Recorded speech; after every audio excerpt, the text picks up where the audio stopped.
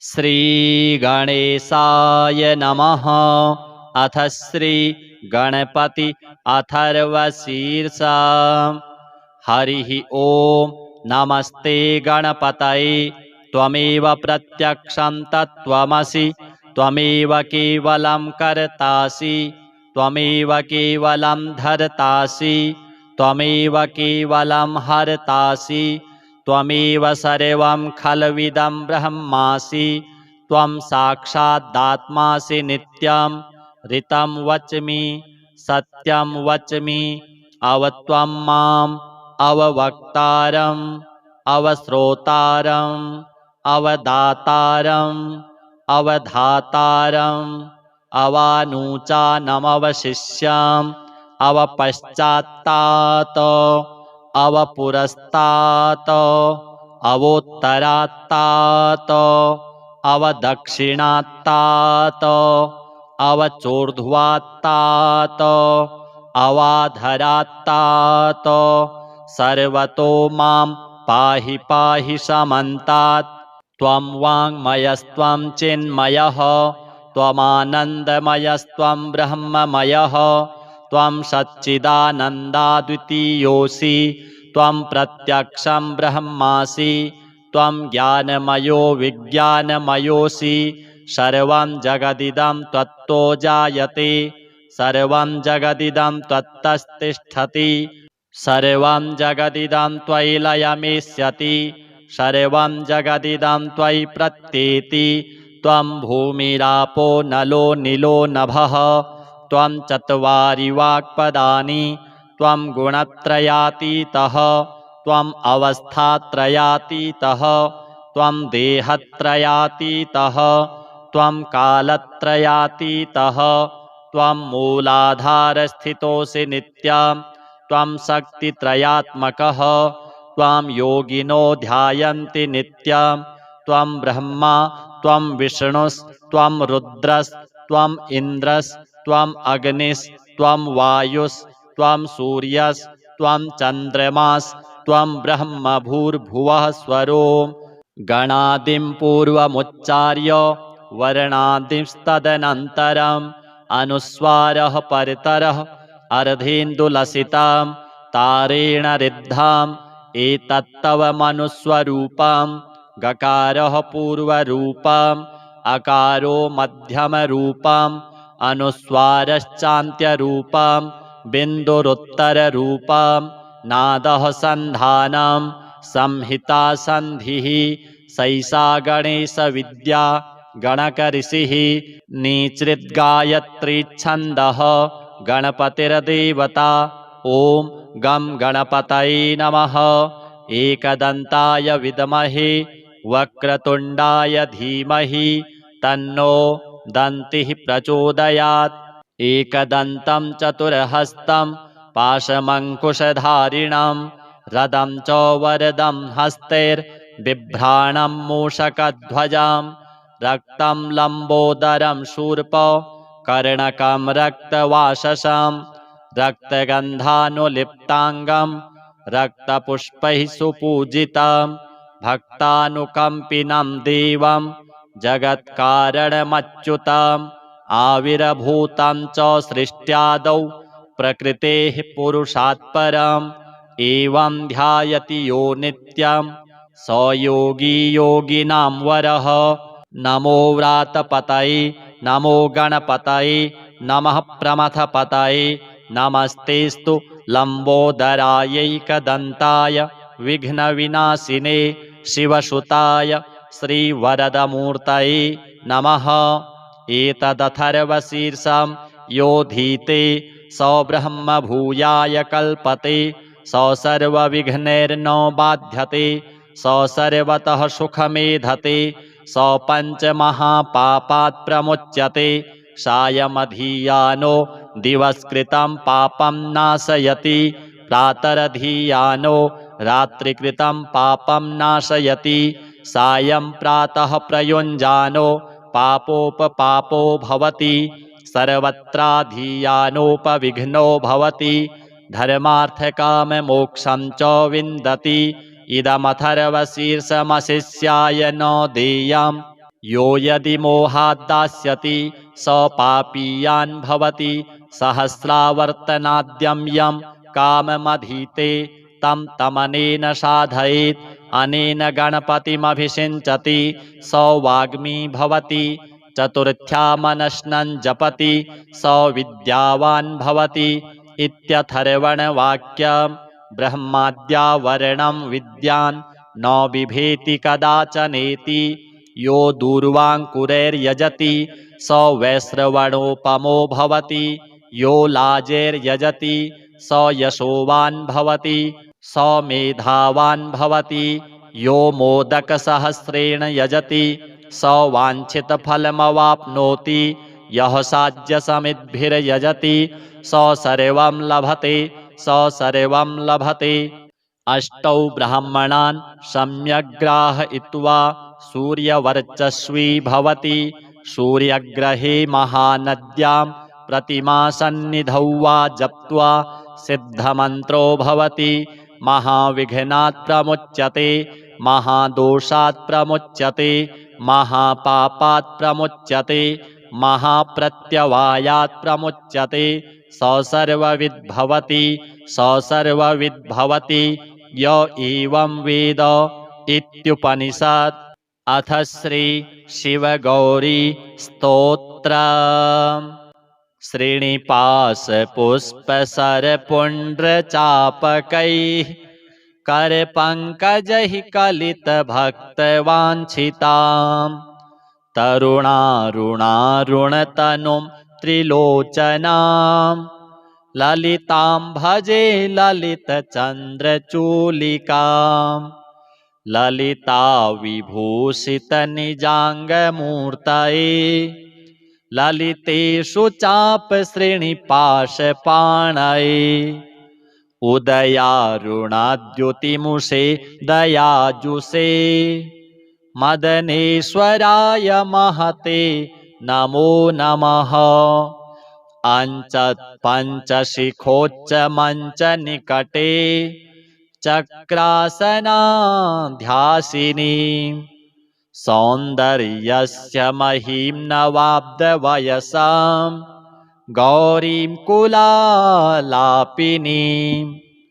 माला पुष्पश्रेणीगुणाञ्चितकरां पूगप्रमाणस्तनीं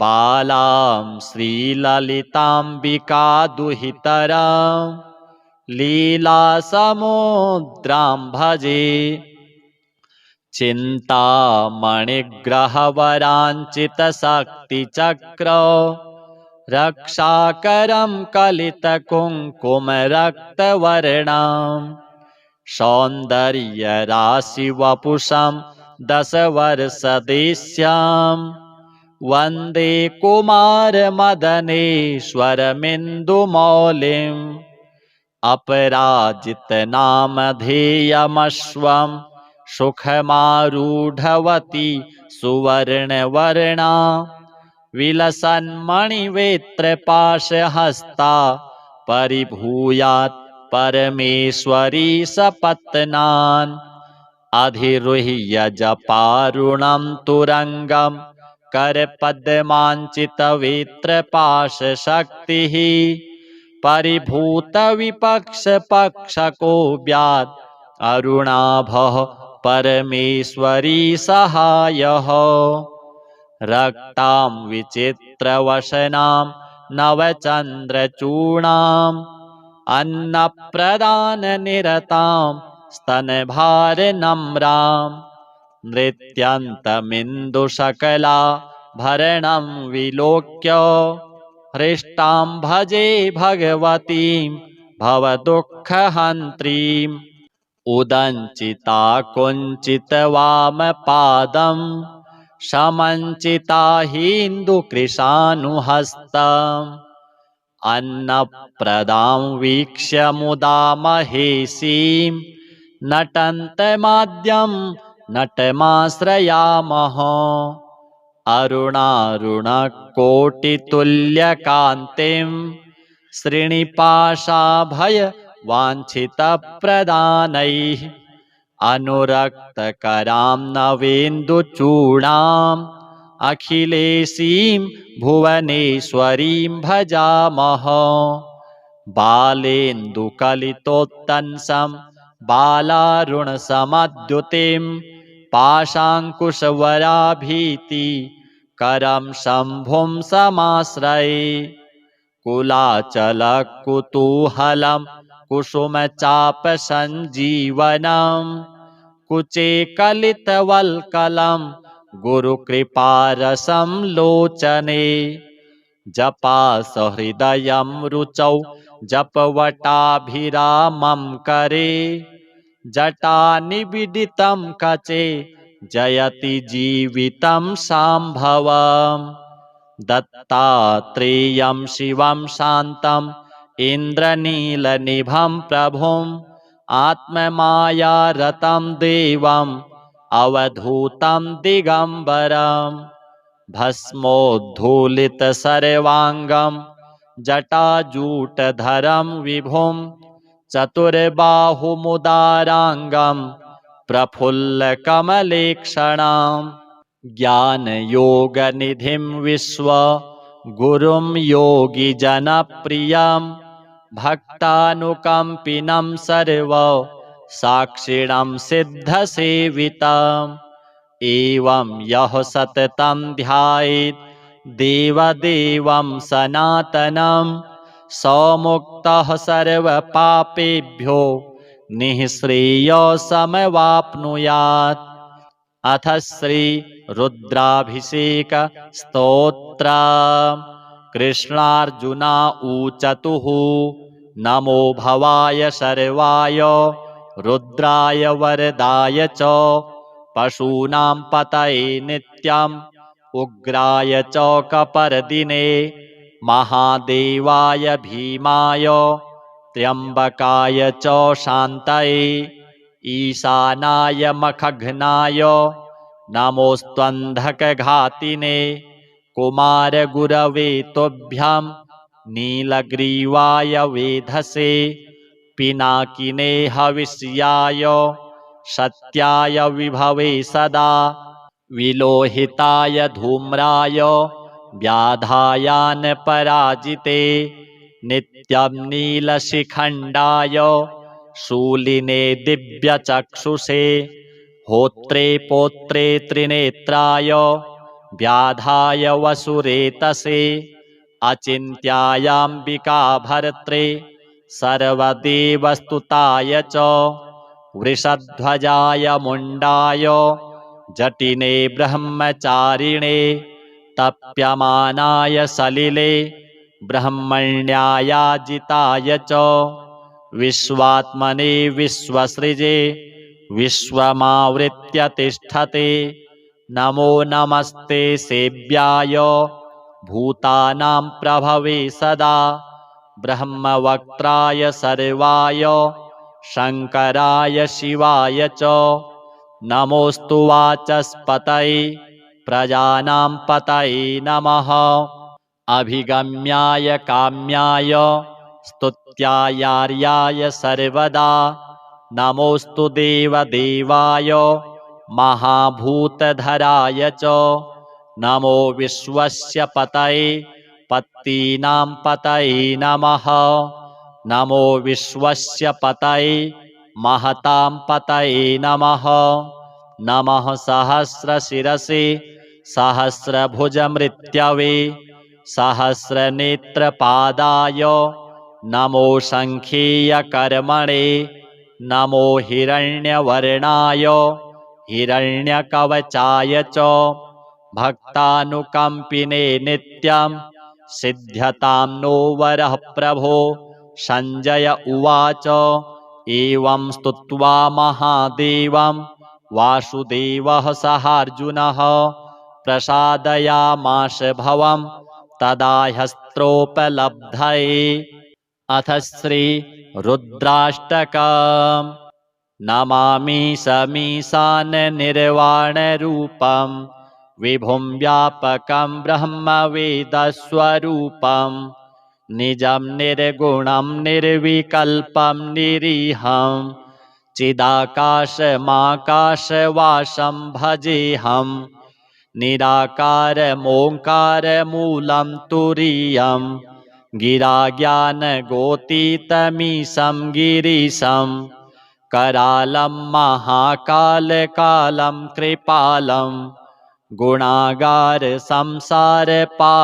नतोऽहं तुषाराद्रिसङ्काशगौरं गभीरं मनोभूतकोटिप्रभाश्रीशरीरं स्फुरन्मौलिकल्लोलिनी चारुगङ्गा लसद्भालबालेन्दुकण्ठे भुजङ्गा चलत्कुण्डलं भ्रूसुनेत्रं विशालं प्रसन्नाननं नीलकण्ठं दयालं मृगाधीशचर्माम्बरं मुण्डमालं प्रियं शङ्करं सर्वनाथं भजामि प्रचण्डं प्रकृष्टं प्रगल्भं परेशम् अखण्डम् अजं भानुकोटिप्रकाशं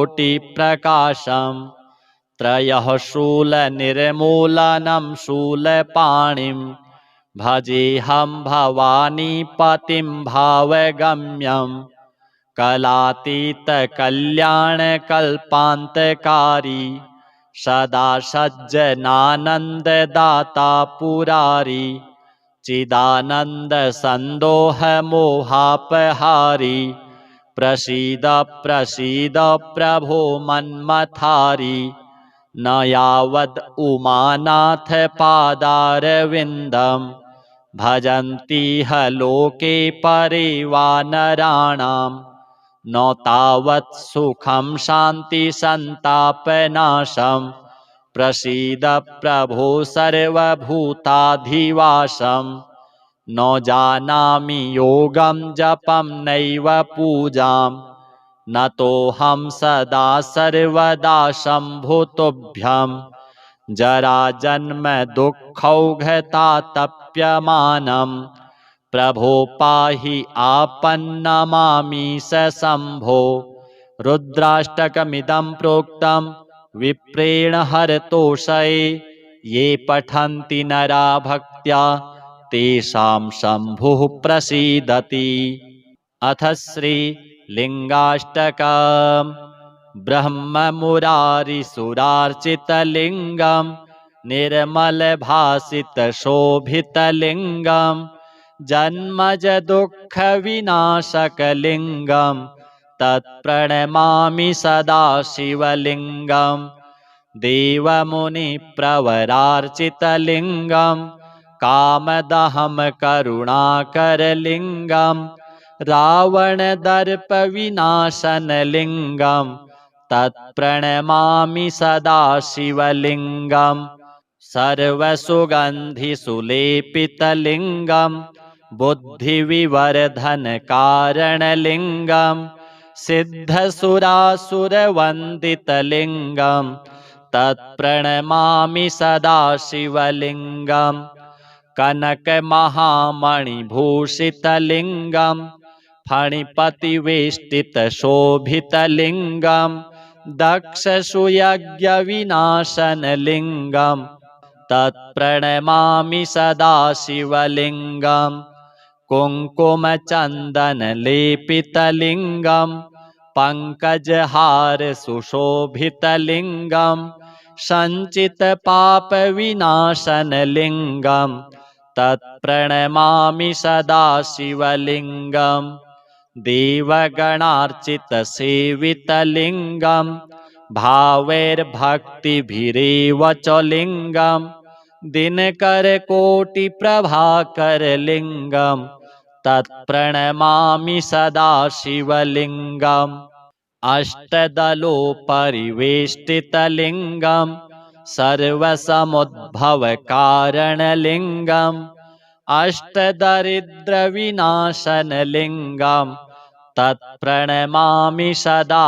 शिवलिङ्गं सुरगुरुसुरवरपूजितलिङ्गं सुरवनपुष्पसदार्चितलिङ्गं परात्परं परमात्मकलिङ्गं तत्प्रणमामि सदा शिवलिङ्गम् लिङ्गाष्टकमिदं पुण्यं यः पठेत् शिवसन्निधौ शिवलोकमवाप्नोति शिवेन सह मोदते। अथ श्री शिवताण्डव स्तोत्र। जटाटवीगलज्ज्वल प्रवाह पावितस्थले गले वलम्ब्य लम्बितां भुजङ्गतुङ्गमालिकाम् डमड्डमड्डमड्डमन्निनादवड्डमर्वयम् चकार चण्डताण्डवं तनोतु नः शिवः शिवम्। जटाकटाः सम्भ्रम भ्रमन्निलिम्प निर्झरी विलोलवीचिवल्लरी विराजमानमूर्धनि धगद्धगद्धगज्ज्वलल् ललाटपट्टपावके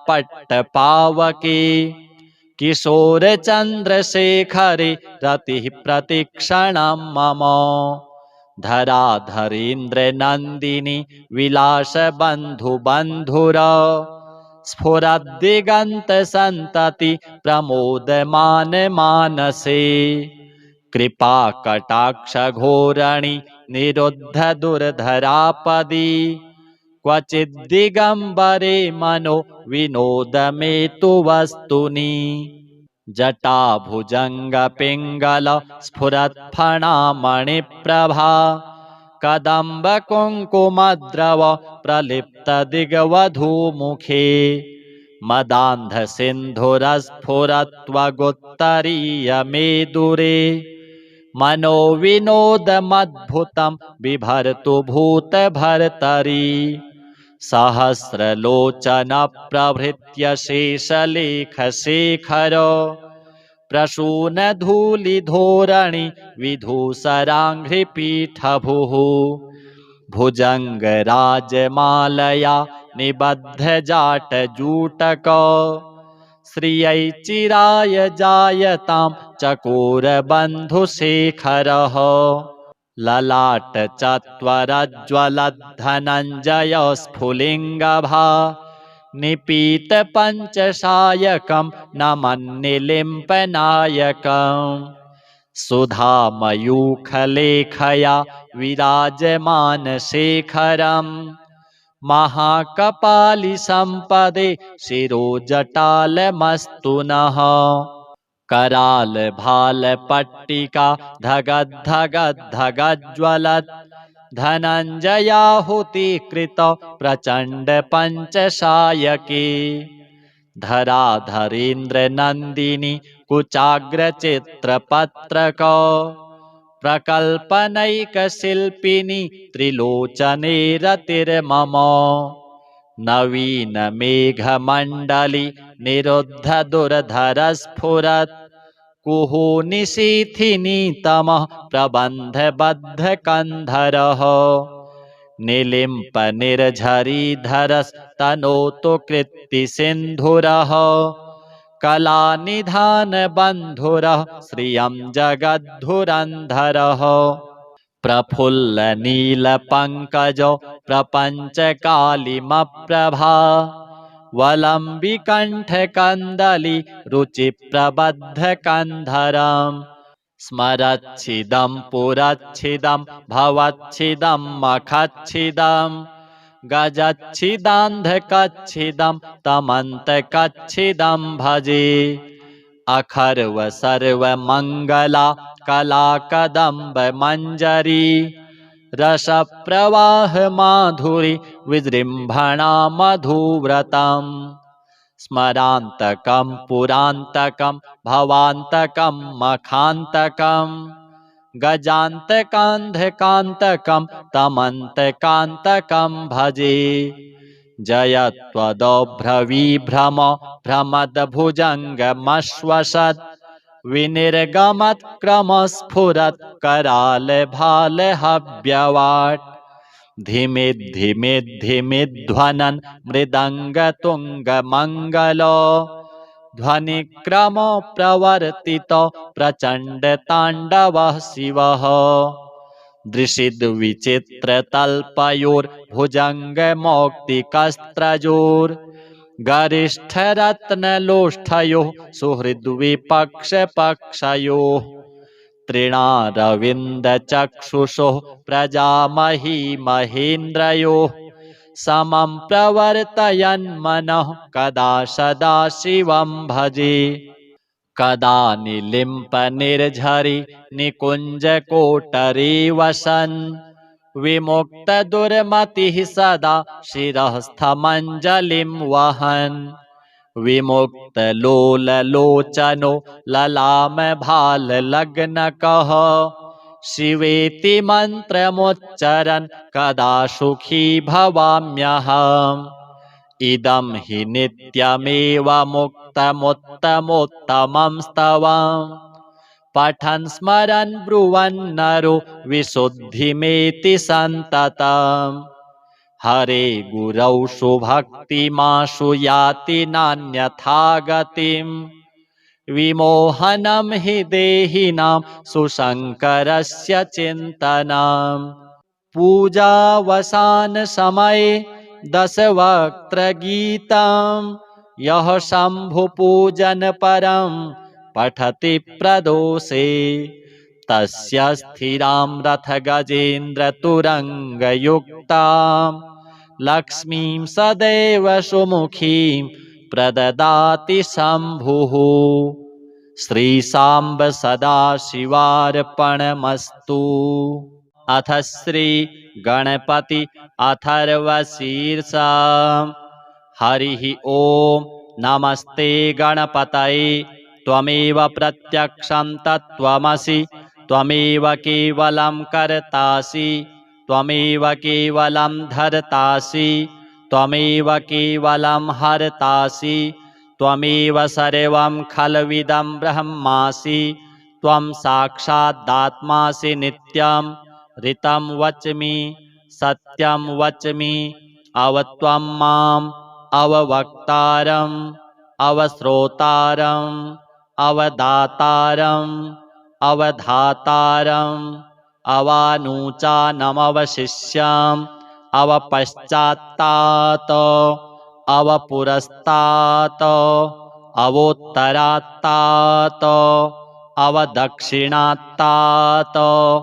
अवचोर्ध्वात्तात् अवाधरात्तात् सर्वतो मां पाहि पाहि समन्तात् त्वं वाङ्मयस्त्वं चिन्मयः त्वमानन्दमयस्त्वं ब्रह्ममयः त्वं सच्चिदानन्दाद्वितीयोऽसि त्वं प्रत्यक्षं ब्रह्मासि त्वं ज्ञानमयो विज्ञानमयोऽसि सर्वं जगदिदं त्वत्तो जायते सर्वं जगदिदं त्वत्तस्तिष्ठति सर्वं जगदिदं त्वयि लयमेष्यति सर्वं जगदिदं त्वयि प्रत्येति त्वं भूमिरापो नलो नीलो नभः त्वं चत्वारि वाक्पदानि त्वं गुणत्रयातीतः त्वम् अवस्थात्रयातीतः त्वं देहत्रयातीतः त्वं कालत्रयातीतः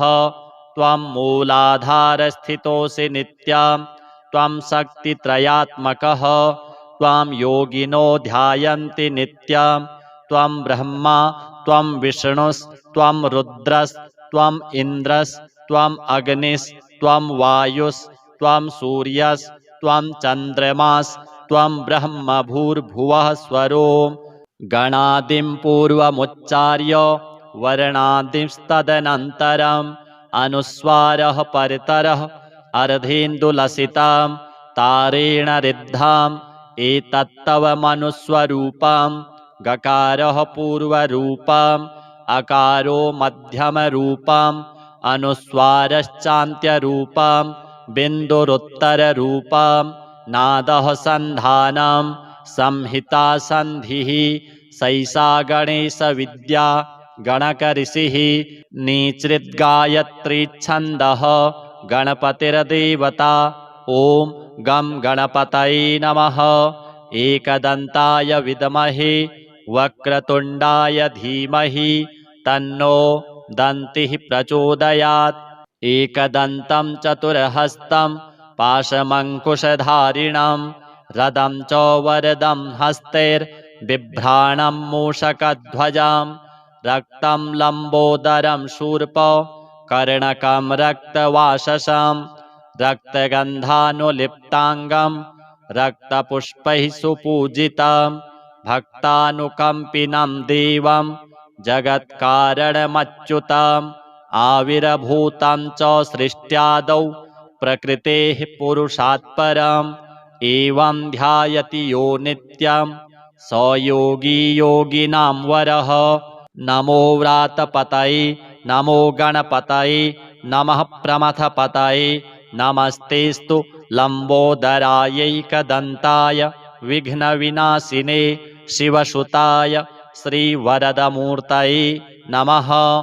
एतदथर्वशीर्षं योधीते स ब्रह्म भूयाय कल्पते स सर्वविघ्नैर्न बाध्यते स सर्वतः सुखमेधते स पञ्चमहापापात् प्रमुच्यते सायमधीयानो दिवसकृतं पापं नाशयति प्रातरधीयानो रात्रिकृतं पापं नाशयति सायं प्रातः प्रयुञ्जानो पापोपपापो भवति सर्वत्राधीयानोपविघ्नो भवति धर्मार्थकाममोक्षं च विन्दति इदमथर्वशीर्षमशिष्याय न देयम् यो यदि मोहात् दास्यति स पापीयान् भवति सहस्रावर्तनाद्यं यं काममधीते तं तमनेन साधयेत् अनेन गणपतिमभिषिञ्चति स वाग्मी भवति चतुर्थ्यामनश्नं जपति स विद्यावान् भवति इत्यथर्वणवाक्यं ब्रह्माद्यावरणं विद्यान् न बिभेति कदाचनेति यो दूर्वाङ्कुरैर्यजति स वैश्रवणोपमो भवति यो लाजैर्यजति स यशोवान् भवति स मेधावान् भवति यो मोदकसहस्रेण यजति स वाञ्छितफलमवाप्नोति यः साध्यसमिद्भिर्यजति स सर्वं लभते स सर्वं लभते। अष्टौ ब्राह्मणान् सम्यग्राहयित्वा सूर्यवर्चस्वी भवति सूर्यग्रहे महानद्यां प्रतिमासन्निधौ वा जप्त्वा सिद्धमन्त्रो भवति महाविघ्नात् प्रमुच्यते महादोषात् प्रमुच्यते महापापात् प्रमुच्यते महाप्रत्यवायात् प्रमुच्यते स सर्वविद्भवति स सर्वविद्भवति य एवं वेद इत्युपनिषत्। अथ श्री शिवगौरी स्तोत्र। श्रीनिपाशपुष्पसरपुण्ड्रचापकैः करपङ्कजैः कलितभक्तवाञ्छितां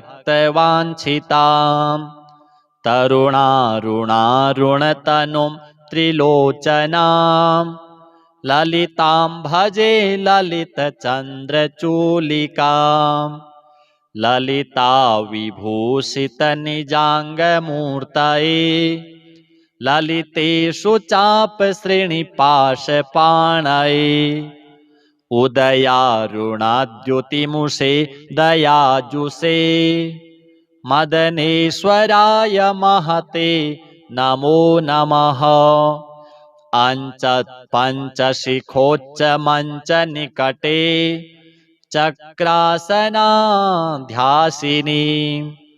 सौन्दर्यस्य महीं नवाब्दवयसां गौरीं कुलालापिनीं माला पुष्पश्रेणीगुणाञ्चितकरां पूगप्रमाणस्तनीं बालां श्रीललिताम्बिकादुहितरां लीलासमुद्रां भजे चिन्तामणिग्रहवराञ्चितशक्तिचक्र रक्षाकरं कलितकुङ्कुमरक्तवर्णं सौन्दर्यराशिवपुषं दशवर्षदेश्यां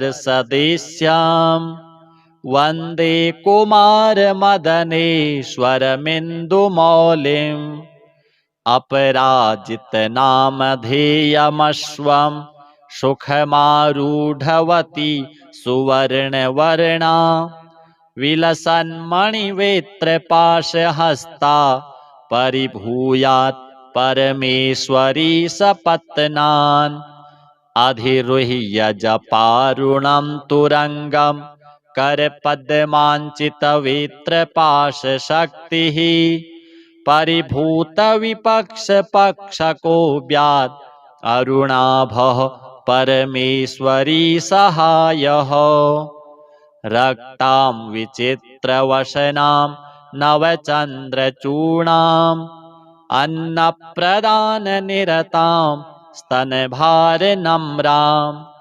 नृत्यन्तमिन्दुशकलाभरणं विलोक्य हृष्टां भजे भगवतीं भवदुःखहन्त्रीम् उदञ्चिता कुञ्चितवामपादं समञ्चिता हिन्दुकृशानुहस्तम्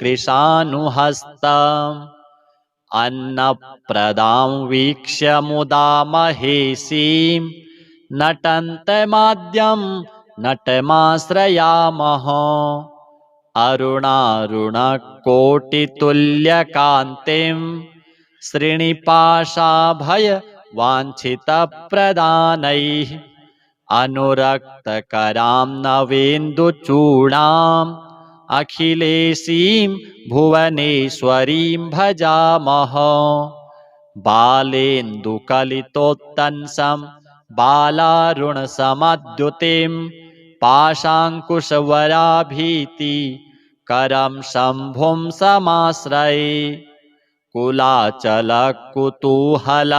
कुसुमचापसञ्जीवनं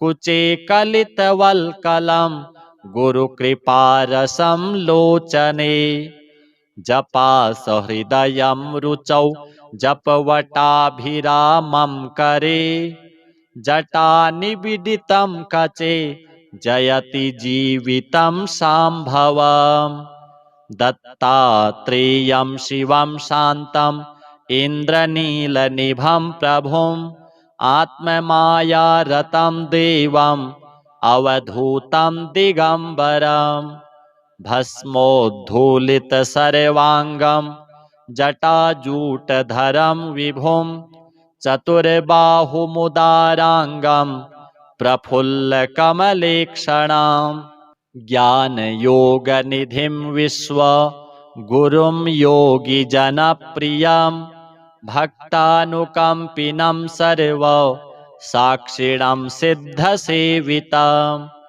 एवं यः सततं ध्यायेत् देवदेवं सनातनं समुक्तः सर्वपापेभ्यो निःश्रेयसमवाप्नुयात्।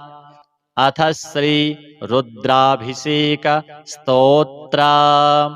कृष्णार्जुना ऊचतुः नमो भवाय शर्वाय रुद्राय वरदाय च पशूनां पतये नित्यम् उग्राय च कपर्दिने महादेवाय भीमाय त्र्यम्बकाय च शान्तये ईशानाय मखघ्नाय नमोऽस्त्वन्धकघातिने कुमारगुरवे तुभ्यं नीलग्रीवाय वेधसे पिनाकिने हविष्याय सत्याय विभवे सदा विलोहिताय धूम्राय व्याधायानपराजिते नित्यं नीलशिखण्डाय शूलिने दिव्यचक्षुषे होत्रे पोत्रे त्रिनेत्राय व्याधाय वसुरेतसे अचिन्त्यायाम्बिका भर्त्रे सर्वदेवस्तुताय च वृषध्वजाय मुण्डाय जटिने ब्रह्मचारिणे तप्यमानाय सलिले ब्रह्मण्यायाजिताय च विश्वात्मने विश्वसृजे विश्वमावृत्य तिष्ठते नमो नमस्ते सेव्याय भूतानां प्रभवे सदा ब्रह्मवक्त्राय सर्वाय शङ्कराय शिवाय च नमोऽस्तु वाचस्पतये प्रजानां पतये नमः अभिगम्याय काम्याय स्तुत्यायार्याय सर्वदा नमोऽस्तु देवदेवाय महाभूतधराय च नमो विश्वस्य पतये पत्तीनां पतये नमः नमो विश्वस्य पतये महतां पतये नमः नमः सहस्रशिरसे सहस्रभुजमृत्यवे सहस्रनेत्रपादाय नमो शङ्खीयकर्मणे नमो हिरण्यवर्णाय हिरण्यकवचाय च भक्तानुकम्पिने नित्यं सिद्ध्यतां नो वरः प्रभो सञ्जय उवाच एवं स्तुत्वा महादेवं वासुदेवः सहार्जुनः प्रसादयामास भवं तदा ह्यस्त्रोपलब्धये अथ श्रीरुद्राष्टकम् नमामि समीशाननिर्वाणरूपं विभुं व्यापकं ब्रह्मवेदस्वरूपं निजं निर्गुणं निर्विकल्पं निरीहं चिदाकाशमाकाशवासं भजेऽहं निराकारमोङ्कारमूलं तुरीयं गिराज्ञानगोतीतमीशं गिरीशं करालं महाकालकालं कृपालं गुणागारसंसारपारं नतोऽहं तुषाराद्रिसङ्काशगौरं गभीरं मनोभूतकोटिप्रभाश्रीशरीरं स्फुरन्मौलिकल्लोलिनी चारुगङ्गा लसद्भालबालेन्दुकण्ठे भुजङ्गा चलत्कुण्डलं भ्रूसुनेत्रं विशालं प्रसन्नाननं नीलकण्ठं दयालं मृगाधीशचर्माम्बरं मुण्डमालं प्रियं शङ्करं सर्वनाथं भजामि प्रचण्डं प्रकृष्टं प्रगल्भं परेशम् अखण्डम् अजं भानुकोटिप्रकाशं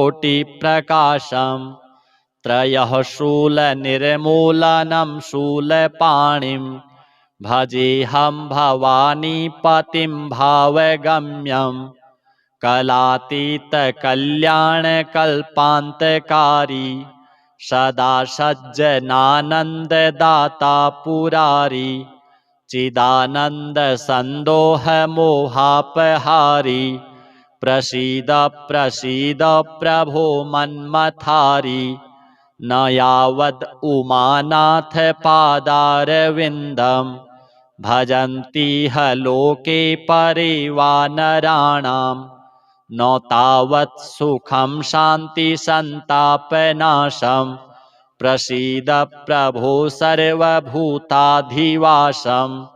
न जानामि योगं जपं नैव पूजां नतोऽहं सदा सर्वदा शम्भुतुभ्यं जराजन्म दुःखौघतातप्यमानं प्रभो पाहि आपन्नमामि शम्भो रुद्राष्टकमिदं प्रोक्तं विप्रेण हरतोषये ये पठन्ति नरा भक्त्या तेषां शम्भुः प्रसीदति अथ श्रीलिङ्गाष्टकम्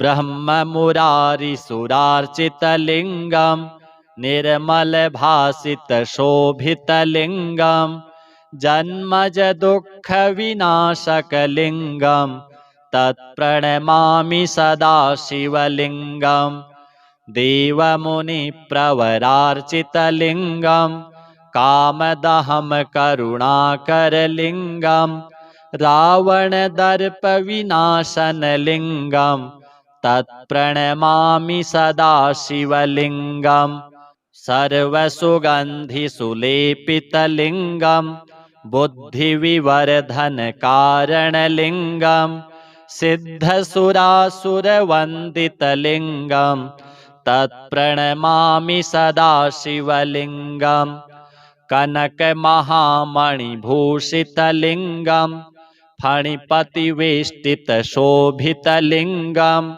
दक्षसुयज्ञविनाशनलिङ्गं तत्प्रणमामि सदा शिवलिङ्गं कुङ्कुमचन्दनलेपितलिङ्गं पङ्कजहारसुशोभितलिङ्गं सञ्चितपापविनाशनलिङ्गं तत्प्रणमामि सदा शिवलिङ्गं देवगणार्चितसेवितलिङ्गं भावैर्भक्तिभिरेव च लिङ्गं दिनकरकोटिप्रभाकरलिङ्गं तत्प्रणमामि सदा शिवलिङ्गम् अष्टदलोपरिवेष्टितलिङ्गं सर्वसमुद्भवकारणलिङ्गम् अष्टदरिद्रविनाशनलिङ्गं तत्प्रणमामि सदा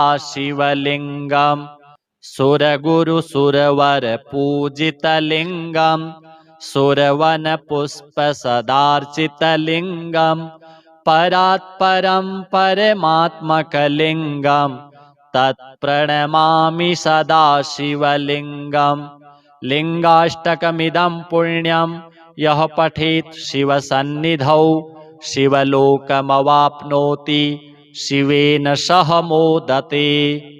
अथ श्री शिवताण्डव स्तोत्र। जटाटवीगलज्ज्वल प्रवाह पावितस्थले गले वलम्ब्यलम्बितां भुजङ्गतुङ्गमालिकां डमड्डमड्डमड्डमन्निनादवड्डमर्वयं चकार चण्डताण्डवं तनोतु नः शिवः शिवम् जटाकटाह सम्भ्रम भ्रमन्निलिम्पनिर्झरी विलोलवीचिवल्लरी विराजमानमूर्धनि धगद्धगद्धगज्ज्वलल्ललाटपट्टपावके किशोरचन्द्रशेखरे रतिः प्रतिक्षणं मम धराधरेन्द्रनन्दिनी विलासबन्धुबन्धुर स्फुरद्दिगन्तसन्तति प्रमोदमानमानसे कृपाकटाक्षघोरणि निरुद्धदुर्धरापदी क्वचिद्दिगम्बरे मनो विनोदमेतु वस्तुनि जटाभुजङ्गपिङ्गल स्फुरत्फणामणिप्रभा कदम्बकुङ्कुमद्रव प्रलिप्तदिग्वधूमुखे मदान्धसिन्धुरस्फुरत्वगुत्तरीयमेदुरे मनोविनोदमद्भुतं बिभर्तु भूतभर्तरि सहस्रलोचनप्रभृत्य शेषलेखशेखर प्रसूनधूलिधोरणि विधूसराङ्घ्रिपीठभुः भुजङ्गराजमालया निबद्धजाटजूटक श्रियै चिराय जायतां चकोरबन्धुशेखरः ललाटचत्वरज्ज्वलद्धनञ्जयस्फुलिङ्गभा निपीतपञ्चसायकं नमन्निलिम्पनायकं सुधामयूखलेखया विराजमानशेखरं महाकपालिसम्पदे शिरोजटालमस्तु नः करालभालपट्टिका धगद्धगद्धगज्ज्वलत् धनञ्जयाहुतिकृत प्रचण्डपञ्चसायके धराधरेन्द्रनन्दिनी कुचाग्रचित्रपत्रक प्रकल्पनैकशिल्पिनी त्रिलोचने रतिर्मम नवीनमेघमण्डली निरुद्धदुर्धरस्फुरत् कुहू निशीथिनीतमः प्रबन्धबद्धकन्धरः निलिम्प निर्झरीधरस्तनोतु कृत्तिसिन्धुरः कलानिधानबन्धुरः श्रियं जगद्धुरन्धरः प्रफुल्लनीलपङ्कजो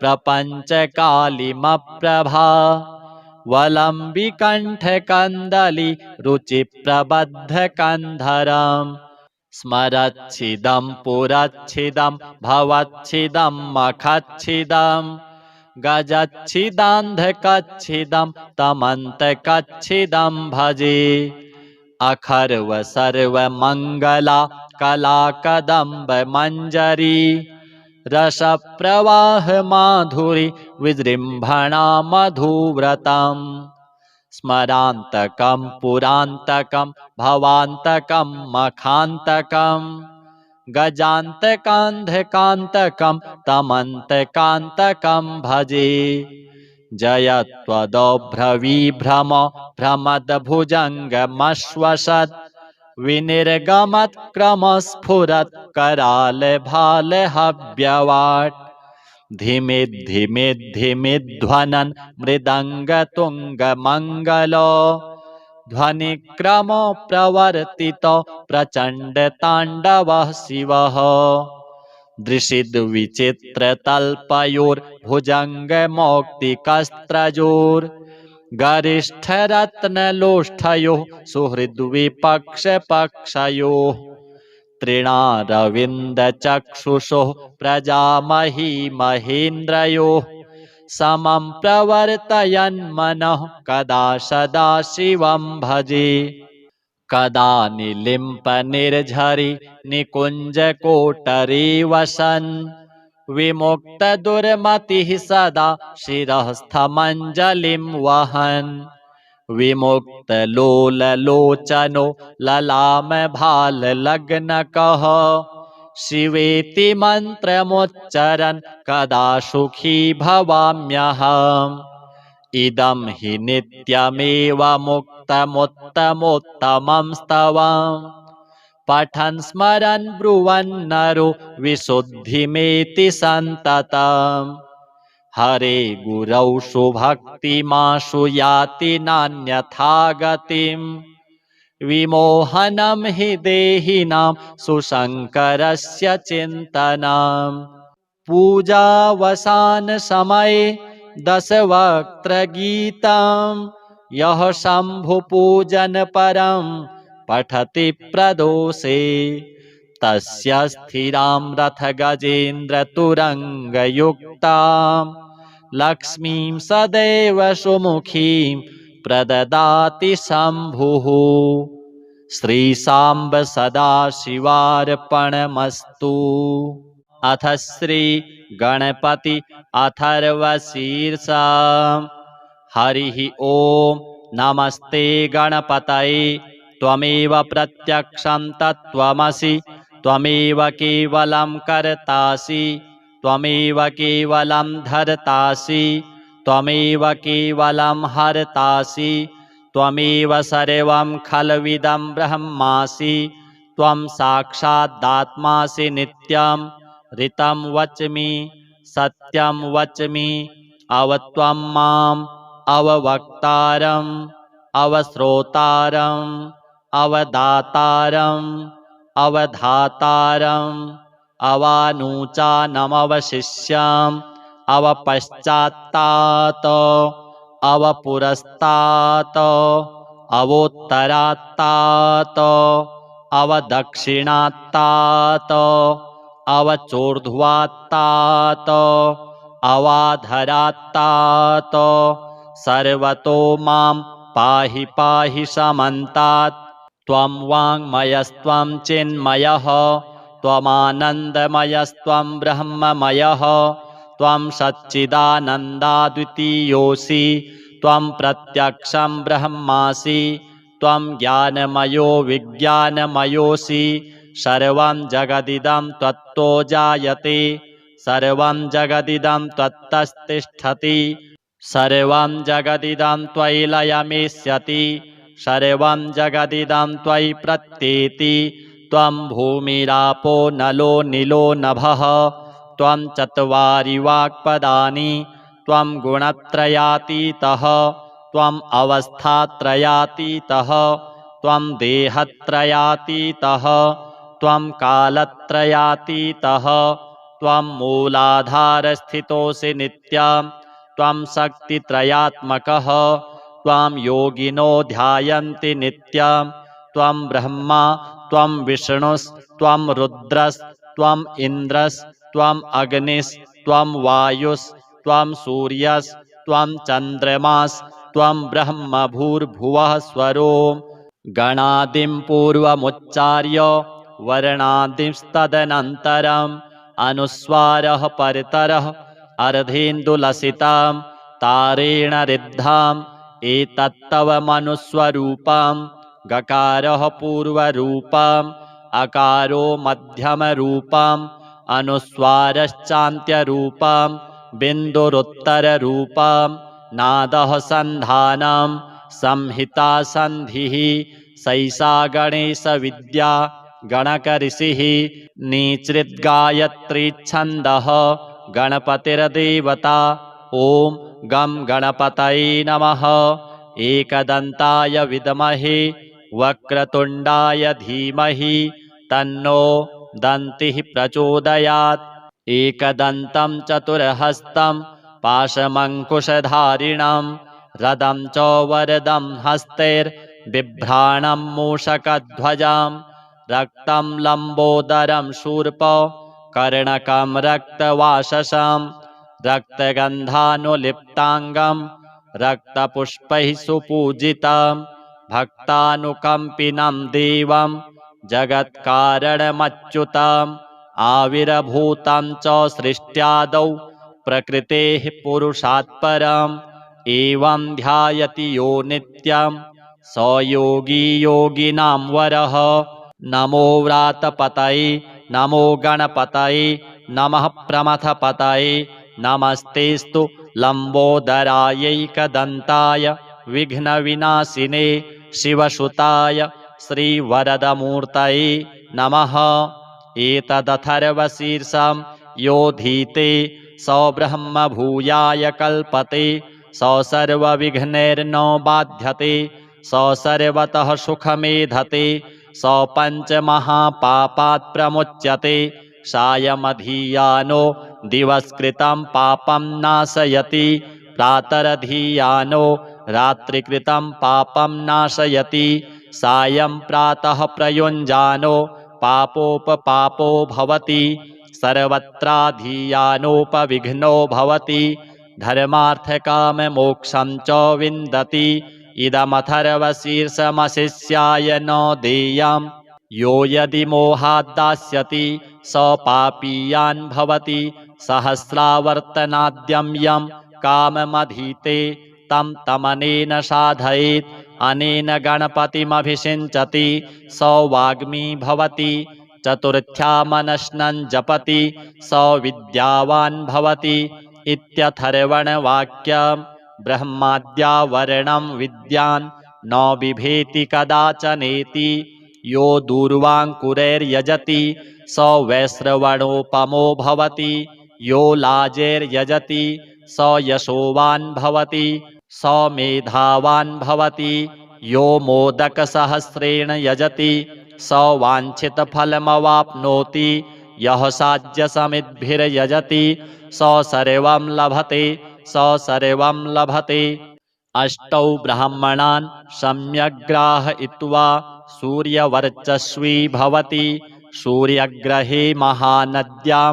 प्रतिमासन्निधौ वा जप्त्वा सिद्धमन्त्रो भवति महाविघ्नात् प्रमुच्यते महादोषात् प्रमुच्यते महापापात् प्रमुच्यते महाप्रत्यवायात् प्रमुच्यते स सर्वविद्भवति स सर्वविद्भवति य एवं वेद इत्युपनिषत् अथ श्री शिवगौरी स्तोत्र श्रीनिपाशपुष्पसरपुण्ड्रचापकैः करपङ्कजैः कलितभक्तवाञ्छिताम् तरुणारुणारुणतनुं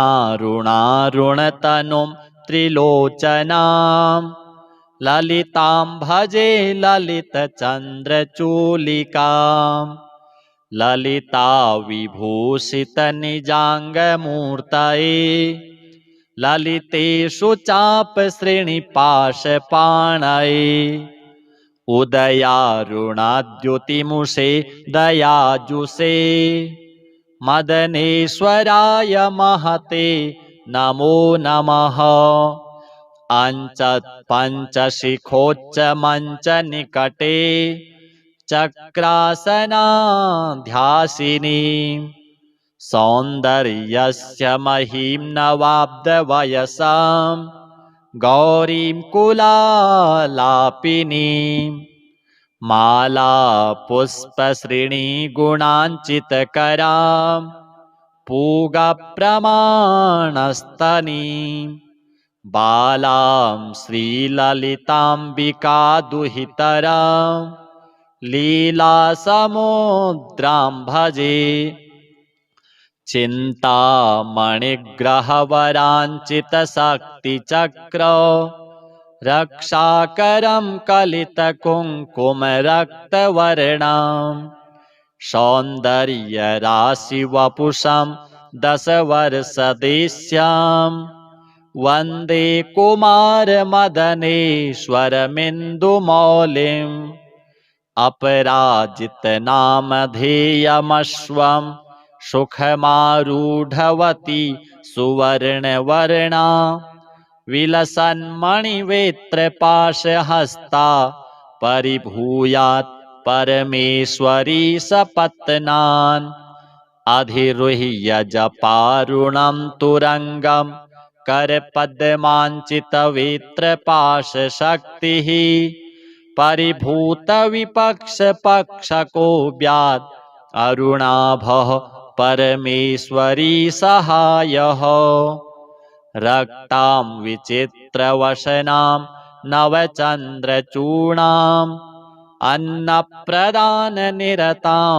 स्तनभारनम्रां नृत्यन्तमिन्दुशकला भरणं विलोक्य हृष्टां भजे भगवतीं भवदुःखहन्त्रीम् उदञ्चिता कुञ्चितवामपादं समञ्चिता हिन्दुकृशानुहस्तम् अन्नप्रदां वीक्ष्य मुदा महेशीं नटन्तमाद्यं नटमाश्रयामः अरुणारुणकोटितुल्यकान्तिं श्रीनिपाशाभयवाञ्छितप्रदानैः अनुरक्तकरां नवेन्दुचूडाम् अखिलेशीं भुवनेश्वरीं भजामः बालेन्दुकलितोत्तंसं बालारुणसमद्युतिं पाशाङ्कुशवराभीति करं शम्भुं समाश्रये कुलाचलकुतूहलं कुसुमचापसञ्जीवनं कुचे कलितवल्कलं गुरुकृपारसं लोचने जपासहृदयं रुचौ जपवटाभिरामं करे जटानिबिडितं कचे जयति जीवितं शाम्भवम् दत्तात्रेयं शिवं शान्तम् इन्द्रनीलनिभं प्रभुम् आत्ममायारतं देवम् अवधूतं दिगम्बरं भस्मोद्धूलितसर्वाङ्गं जटाजूटधरं विभुं चतुर्बाहुमुदाराङ्गं प्रफुल्लकमलेक्षणां ज्ञानयोगनिधिं विश्वगुरुं योगिजनप्रियं भक्तानुकम्पिनं सर्वसाक्षिणं सिद्धसेवितम् एवं यः सततं ध्यायेत् देवदेवं सनातनं समुक्तः सर्वपापेभ्यो निःश्रेयसमवाप्नुयात्। अथ श्री रुद्राभिषेक स्तोत्र। कृष्णार्जुना ऊचतुः नमो भवाय शर्वाय रुद्राय वरदाय च पशूनां पतये नित्यम् उग्राय च कपर्दिने महादेवाय भीमाय त्र्यम्बकाय च शान्तये ईशानाय मखघ्नाय नमोऽस्त्वन्धकघातिने कुमारगुरवे तुभ्यं नीलग्रीवाय वेधसे पिनाकिने हविष्याय सत्याय विभवे सदा विलोहिताय धूम्राय व्याधायानपराजिते नित्यं नीलशिखण्डाय शूलिने दिव्यचक्षुषे होत्रे पोत्रे त्रिनेत्राय व्याधाय वसुरेतसे अचिन्त्यायाम्बिका भर्त्रे सर्वदेवस्तुताय च वृषध्वजाय मुण्डाय जटिने ब्रह्मचारिणे तप्यमानाय सलिले ब्रह्मण्यायाजिताय च विश्वात्मने विश्वसृजे विश्वमावृत्य तिष्ठते नमो नमस्ते सेव्याय भूतानां प्रभवे सदा ब्रह्मवक्त्राय सर्वाय शङ्कराय शिवाय च नमोऽस्तु वाचस्पतये प्रजानां पतये नमः अभिगम्याय काम्याय स्तुत्यायार्याय सर्वदा नमोऽस्तु देवदेवाय महाभूतधराय च नमो विश्वस्य पतये पत्तीनां पतये नमः नमो विश्वस्य पतये महतां पतये नमः नमः सहस्रशिरसे सहस्रभुजमृत्यवे सहस्रनेत्रपादाय नमो शङ्खीयकर्मणे नमो हिरण्यवर्णाय हिरण्यकवचाय च भक्तानुकम्पिने नित्यं सिद्ध्यतां नो वरः प्रभो सञ्जय उवाच एवं स्तुत्वा महादेवं वासुदेवः सहार्जुनः प्रसादयामास भवं तदा ह्यस्त्रोपलब्धये अथ श्री रुद्राष्टकम् नमामि समीशाननिर्वाणरूपं विभुं व्यापकं ब्रह्मवेदस्वरूपं निजं निर्गुणं निर्विकल्पं निरीहं चिदाकाशमाकाशवासं भजेऽहं निराकारमोङ्कारमूलं तुरीयं गिराज्ञानगोतीतमीशं गिरीशं करालं महाकालकालं कृपालं गुणागारसंसारपारं नतोऽहं तुषाराद्रिसङ्काशगौरं गभीरं मनोभूतकोटिप्रभाश्रीशरीरं स्फुरन्मौलिकल्लोलिनी चारुगङ्गा लसद्भालबालेन्दुकण्ठे भुजङ्गा चलत्कुण्डलं भ्रूसुनेत्रं विशालं प्रसन्नाननं नीलकण्ठं दयालं मृगाधीशचर्माम्बरं मुण्डमालं प्रियं शङ्करं सर्वनाथं भजामि प्रचण्डं प्रकृष्टं प्रगल्भं परेशम् अखण्डम् अजं भानुकोटिप्रकाशं त्रयः शूलनिर्मूलनं शूलपाणिं भजेऽहं भवानीपतिं भावगम्यं कलातीतकल्याणकल्पान्तकारी सदा सज्जनानन्ददाता पुरारी चिदानन्दसन्दोहमोहापहारी प्रसीद प्रसीद प्रभो मन्मथारी न यावद् उमानाथ पादारविन्दम् भजन्तीह लोके परे वानराणां न तावत् सुखं शान्ति सन्तापनाशम् प्रसीद प्रभो सर्वभूताधिवासम् न जानामि योगं जपं नैव पूजां नतोऽहं सदा सर्वदा शम्भुतुभ्यं जराजन्म दुःखौघतातप्यमानं प्रभो पाहि आपन्नमामीश शम्भो रुद्राष्टकमिदं प्रोक्तं विप्रेण हरतोषये ये पठन्ति नरा भक्त्या तेषां शम्भुः प्रसीदति। अथ श्रीलिङ्गाष्टकम् ब्रह्ममुरारिसुरार्चितलिङ्गं निर्मलभासितशोभितलिङ्गं जन्मजदुःखविनाशकलिङ्गं तत्प्रणमामि सदा शिवलिङ्गं देवमुनिप्रवरार्चितलिङ्गं कामदहं करुणाकरलिङ्गं रावणदर्पविनाशनलिङ्गं तत्प्रणमामि सदा शिवलिङ्गं सर्वसुगन्धिसुलेपितलिङ्गं बुद्धिविवर्धनकारणलिङ्गं सिद्धसुरासुरवन्दितलिङ्गं तत्प्रणमामि सदा शिवलिङ्गं कनकमहामणिभूषितलिङ्गं फणिपतिवेष्टितशोभितलिङ्गं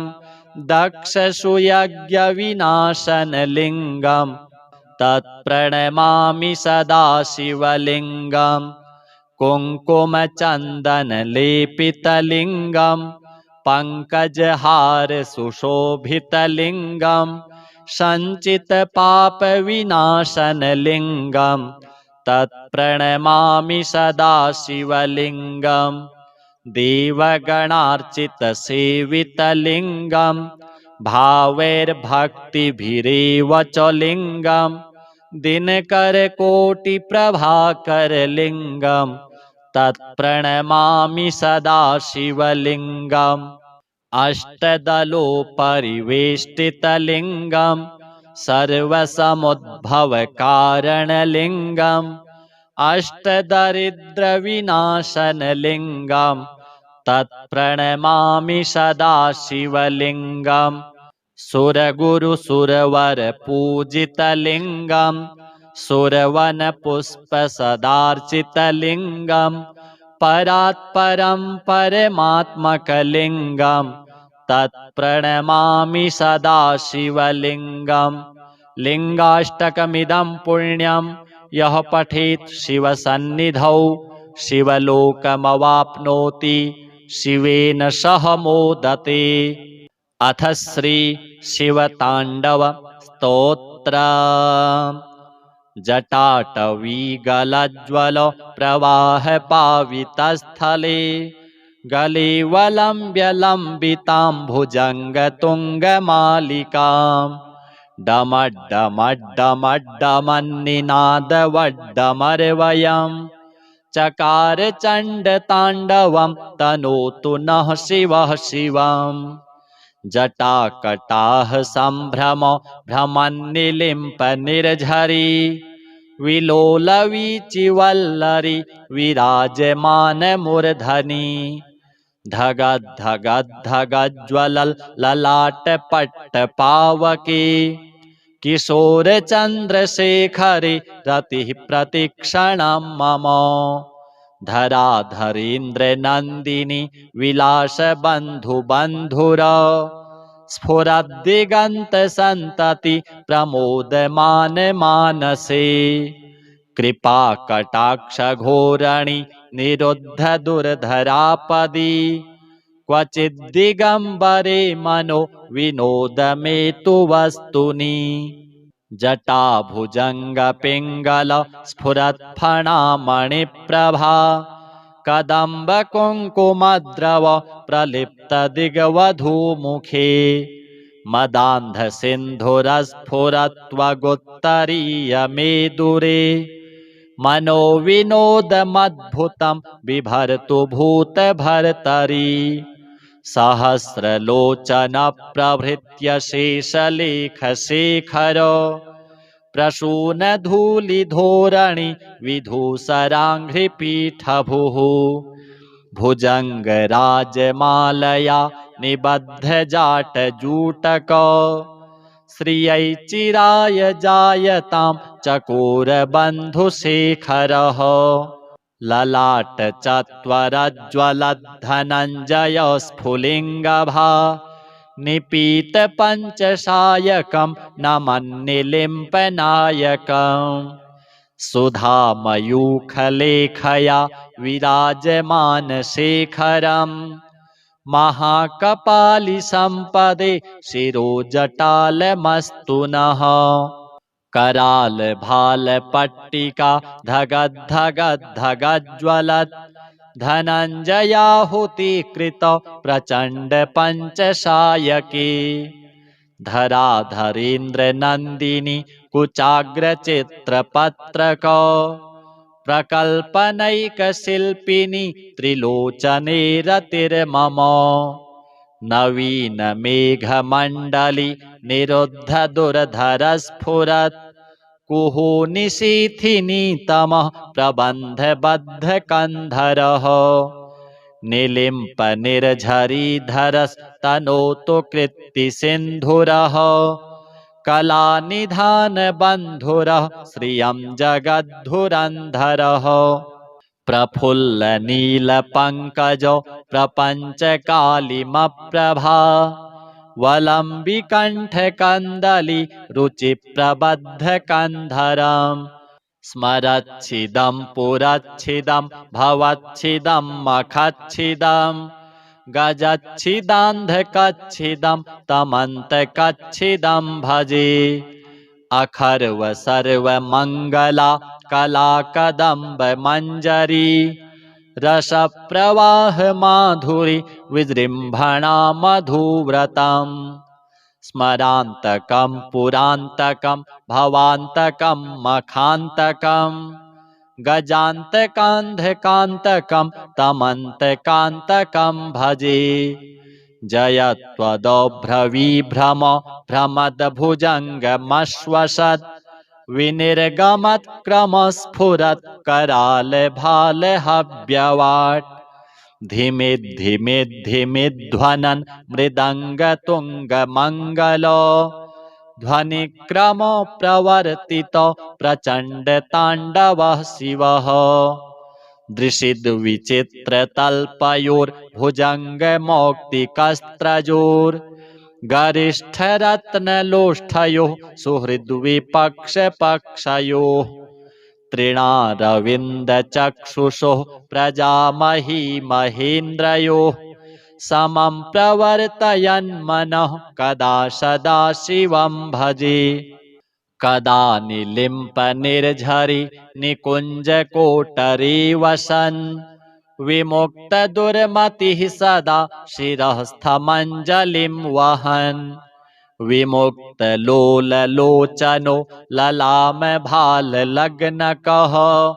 शिवेति मन्त्रमुच्चरन् कदा सुखी भवाम्यहम् इदं हि नित्यमेव मुक्तमुत्तमोत्तमं स्तवम् पठन् स्मरन् ब्रुवन्नरो विशुद्धिमेति सन्ततम् हरे गुरौ सुभक्तिमाशु याति नान्यथा गतिम् विमोहनं हि देहिनां सुशङ्करस्य चिन्तनम् पूजावसानसमये दशवक्त्रगीतं यः शम्भुपूजनपरं पठति प्रदोषे तस्य स्थिरां रथगजेन्द्रतुरङ्गयुक्तां लक्ष्मीं सदैव सुमुखीं प्रददाति शम्भुः श्रीशाम्ब सदाशिवार्पणमस्तु।